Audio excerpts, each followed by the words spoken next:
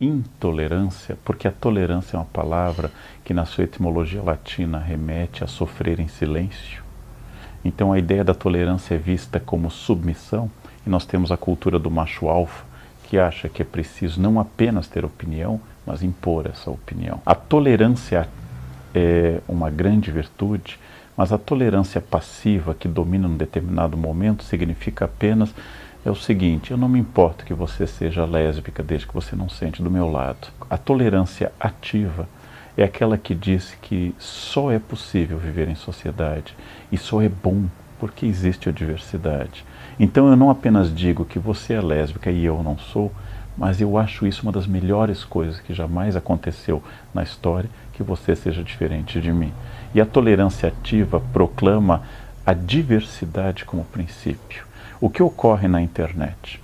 As pessoas não discutem, elas adjetivam. No momento que elas dizem petralho ou coxinha, elas pararam e interromperam o fluxo racional.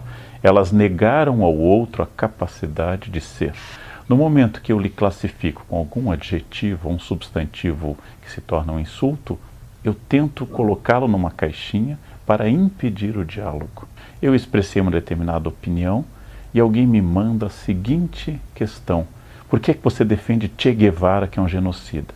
A minha opinião não tocou em Che Guevara, que eu acho uma personagem histórica, a quem eu tenho críticas e analiso historicamente, mas porque na gaveta dela, quem tem aquela posição que eu tenho, necessariamente adora Che Guevara, adora Cuba e vê a Coreia do Norte como um paraíso, porque é a única capacidade que essa pessoa tem de me colocar na gaveta.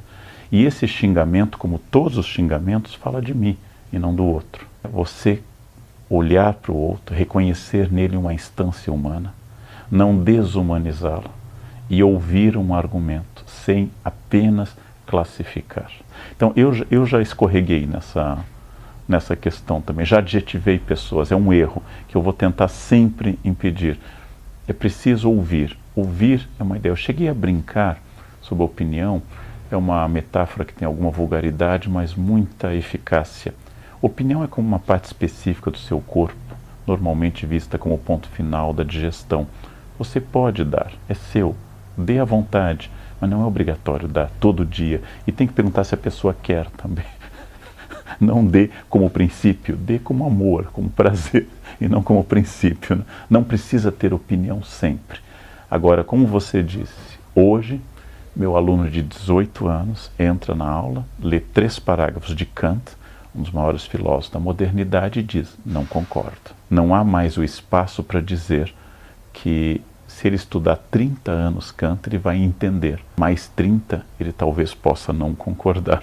A internet faz uma confusão que está na base de todo este problema. As pessoas confundem acesso a dados com formação. Informação com formação. O fato de tudo estar na internet não me torna nem médico, nem historiador. O fato de eu ter aberto uma conta no Facebook não me torna especialista em direito constitucional, nem capaz de emitir uma opinião claríssima sobre a Constituição de 1988, que divide até especialistas. O fato de toda a literatura ocidental estar hoje na internet não me torna um escritor, nem sequer um bom leitor. Então as pessoas acham que a informação está ao lado da formação. E a todo instante elas dizem: os historiadores não sabem nada. É verdade, os historiadores sabem muito pouco. Mas certamente alguém que fez graduação, mestrado, doutorado, pós-doutorado na área, talvez saiba 0,001 a mais que você. Os médicos não sabem nada. Mas certamente alguém que fez toda a medicina, residência e pós-graduação, talvez possa saber mais do que você. Nós não aceitamos mais hierarquia de conhecimento. E isto é uma pena. Atrás do ódio existe sempre muito medo. Atrás de um homofóbico não existe apenas um outro gay que não aceita a realização do sexo alheio. Existe alguém com muito medo. Pessoas com medo são agressivas. Atrás de uma pessoa que não tolera a sua opinião política, esbraveja e baba, existe alguém que tem um temor imenso que o seu mundo, ou que ele imagina que seja o seu mundo, desabe.